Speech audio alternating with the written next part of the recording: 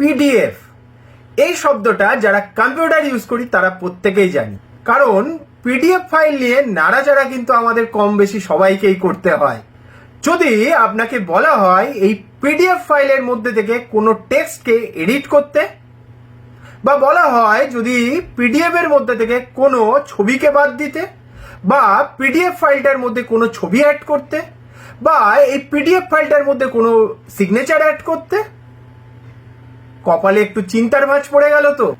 কারণ এই সময় আমাদের কম্পিউটারে খুঁজে বেড়াতে হয় কেমন করে আমরা এই কাজগুলো করব। নমস্কার, আমি অভিষেক।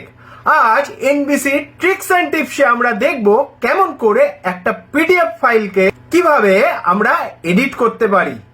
অর্থাৎ এই পিডিএফ ফাইলের মধ্যে আমরা কোনো টেক্সট অ্যাড করতে পারি, কোনো টেক্সট ডিলিট করতে পারি, কোনো ছবি অ্যাড করতে পারি, ছবি ডিলিট করতে পারি, কোনো সিগনেচার অ্যাড করতে পারি, ইত্যাদি আরো অনেক কিছু। অর্থাৎ কিনা আমরা একটা পিডিএফ ফাইলকে নিয়ে রীতিমতো খেলা করতে পারি। আসুন দেখে নেওয়া যাক। সবার প্রথমে আপনার কম্পিউটারের ব্রাউজার ওপেন করুন আর অ্যাড্রেস বারে টাইপ করুন onlinepdfedit.com। আর এই onlinepdfedit.com ওয়েবসাইটটা ওপেন করলে সাথে সাথে আপনারা দেখতে পাবেন এক গাদা টুলস, যেখান থেকে আপনি এই পিডিএফ ফাইলে হাজারো কাজ করতে পারেন। আসুন আমরা দেখে নিই একটা পিডিএফ ফাইলে কিভাবে টেক্সট এডিট করব।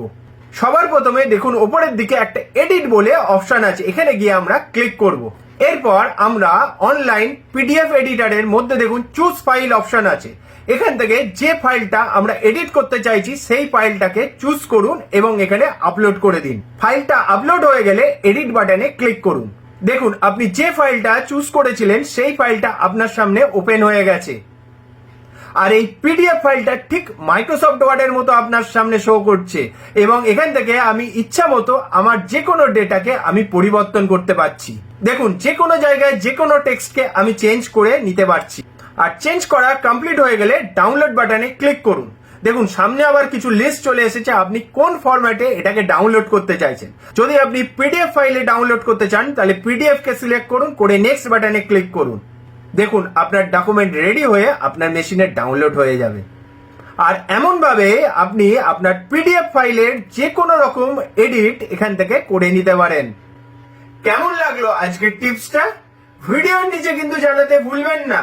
আর হ্যাঁ, কম্পিউটারের যদি খুঁটিনাটি আপনাকে শিখতে হয় তাহলে কিন্তু অবশ্যই যুক্ত হতে হবে এনবিসিই অর্থাৎ ন্যাশনাল বোর্ড অফ কম্পিউটার এডুকেশনের কম্পিউটার কোর্সে। ধন্যবাদ।